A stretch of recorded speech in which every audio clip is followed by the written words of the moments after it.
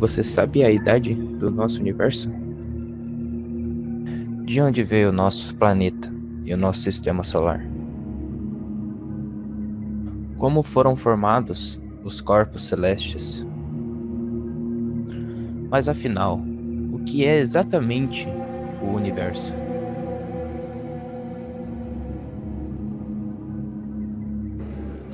Durante toda a existência da humanidade, houve a dúvida de onde viemos, quando tudo começou e para onde iremos. Muitas pessoas especularam teorias, crenças e palpites. Essa questão se tornou uma pergunta tanto científica quanto religiosa e filosófica. Dentro da ciência, a teoria mais aceita é a teoria do Big Bang. Ela foi criada em 1920 pelo padre jesuíta e astrônomo Georges Henri Lemaitre e era chamada inicialmente de hipótese do átomo primordial. Ao decorrer dos estudos e ao passar dos anos, ela foi tomando forma e foi desenvolvida por Georg Gamow, um físico russo. Lemaitre, com estudos a respeito da teoria da relatividade geral de Einstein, criou a teoria do Big Bang. Tanto que ela é dada como autoria a Lemaitre. Hubble reforçou a ideia de que as galáxias estão em constante afastamento e isso só reforça a teoria do Big Bang, dando ainda mais confiança a essa hipótese. Inicialmente ela era uma teoria com embasamento científico e ela até foi aprovada pelo Vaticano e ela se tornou um assunto polêmico entre as religiões. Acho importante citar porque como o criador da teoria é um padre e a ciência e a religião sempre teve esse conflito entre si, ele sempre foi contra a ideia de que a gente pode usar a teoria do Big Bang para provar a existência de um criador. Tanto que ele contrariou o Papa Pio XII, que afirmou que a teoria seria uma prova da existência de um criador. Porém, ainda assim, hoje, muitas pessoas usam essa teoria para justificar a religião. Mas o que exatamente é a teoria do Big Bang? Inicialmente, tudo era concentrado num ponto minúsculo, que seria o átomo primordial. Esse ponto, ele tinha bilhões de graus Celsius.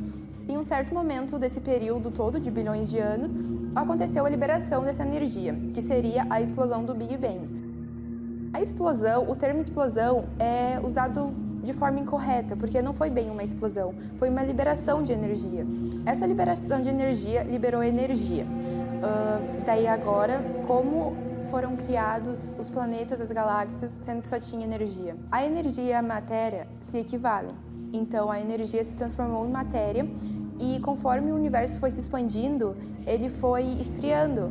E assim a matéria começou a tomar forma e tudo mais, e assim foi criadas as galáxias, basicamente.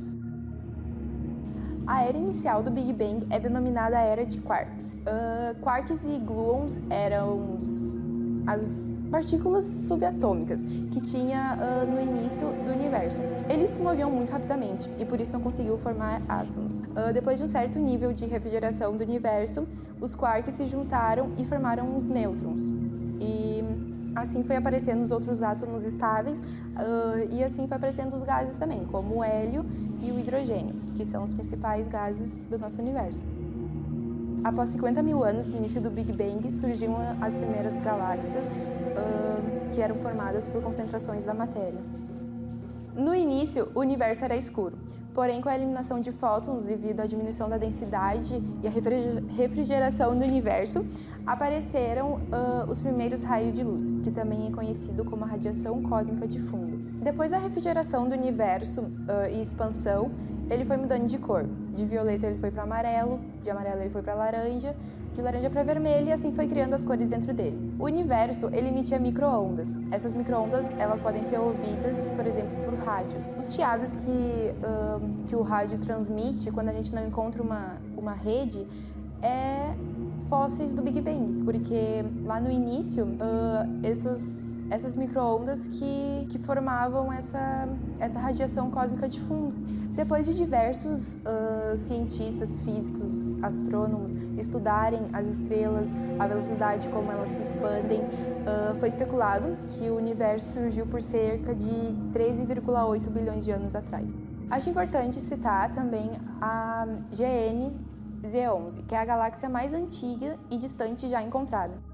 Ela foi divulgada em 2016. Ela foi localizada a cerca de 13,4 bilhões de anos-luz de distância, e isso só reforça a teoria do Big Bang, porque como o Big Bang fala que foi encontrado, que foi ocorrido em 13,8 bilhões de anos atrás, essa galáxia teria sido formada quando o universo tinha mais ou menos uns 400 milhões de anos.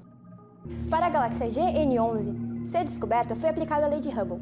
A lei de Hubble é uma lei que nos mostra como podemos estimar a velocidade da expansão do universo. Ela tem relação direta entre a distância de uma galáxia qualquer até a Terra. E a velocidade sendo assim, quanto mais distante da Terra estiver a galáxia, mais rápido ela irá se afastar. Esse fato faz com que surge a hipótese de vivermos em um universo de constante expansão. Até o momento, foram estudados 24 galáxias próximas à Terra. Vesto Malvin Slipher descobriu que era possível medir a velocidade de uma galáxia através da frequência de cor emitindo pela galáxia.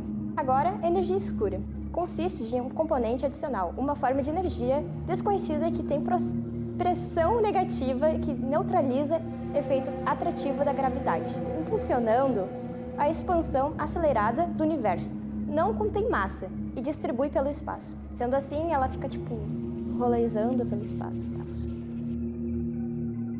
A força é o responsável por alterar o estado de repouso e movimentação de um corpo. E quando aplicada, o corpo pode desenvolver uma aceleração ou até mesmo se deformar. As forças são grandezas vetoriais, ou seja, são definidas por sentido, módulo e direção. O módulo de uma força condiz com a sua intensidade. Na direção, diz respeito às direções que a força se aplica, que também apresenta dois sentidos, positivo e negativo, esquerda e direita, para cima e para baixo. O Sistema Solar é um conjunto de planetas, asteroides e cometas que orbitam ao redor do Sol através da força gravitacional. Há cerca de 4,6 bilhões de anos atrás, formou-se o Sistema Solar. Não se sabe ao certo ainda como foi formado, mas, atualmente, a teoria de René Descartes, que consiste em uma construção de uma nebulosa formada por hélio, plasma e hidrogênio, com um processo de atração de massas que vão circular formando o Sistema Solar. Mas essa teoria foi reformulada algumas vezes por Emmanuel Kant e Pierre Simon de Laplace.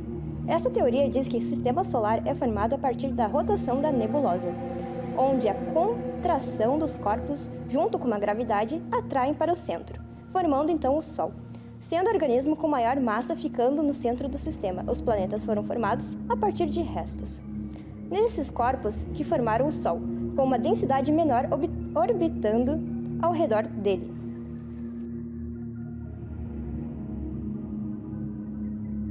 As estrelas estão destinadas à destruição. Isso vem desde seu nascimento, devido à gravidade e à sua energia. Quando esse processo acontece, a estrela se detona de dentro para fora.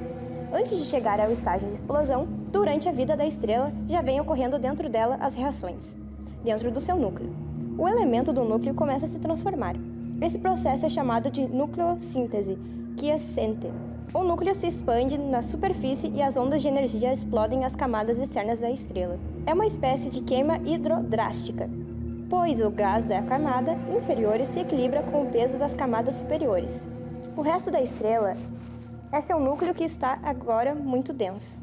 Estrelas isoladas têm que ter sua massa acima de 10 massas solares para atingir o nível de explosão. Podem ocorrer também com estrelas que interligam. Isso é quando uma das estrelas transfere sua parte para a outra estrela, processo de explosão, que é o último estágio. Há cerca de 4 bilhões de anos, quando surgiu a atmosfera, ela era composta principalmente por gases venenosos, o que tornava inviável a vida na Terra. Porém, depois do surgimento dos oceanos e das plantas, principalmente as marinhas, este cenário começou a mudar. Surgiram os processos de fotossíntese, o que fez com que a condição da atmosfera se tornasse o contrário do que era antes, próprio para a vida, pois muitos gases se dissolveram nas águas dos oceanos. Isso tudo aconteceu há aproximadamente 65 milhões de anos atrás, e desde que começou a existir vida no nosso planeta, foi sendo modificado. A atmosfera está em constante modificação, tanto para melhor quanto para pior. E os principais causadores dessas mudanças somos nós, humanos. Graças às evoluções da nossa humanidade, conseguimos evoluir em diversos aspectos. Porém, para que essas evoluções acontecerem, acabamos prejudicando o nosso planeta. A evolução. Os seres vivos estão mudando constantemente, por exemplo, a cor de pele e pelos, a estatura, o tamanho do bico. Algumas mudanças são realizadas para a adaptação no ambiente onde vivem, para assim terem uma vida melhor. E depois de estudarmos toda a teoria do Big Bang e sabermos que provavelmente ela realmente aconteceu, nós podemos concluir, também segundo a lei de Lavoisier, que nada se cria, nada se perde, tudo se transforma.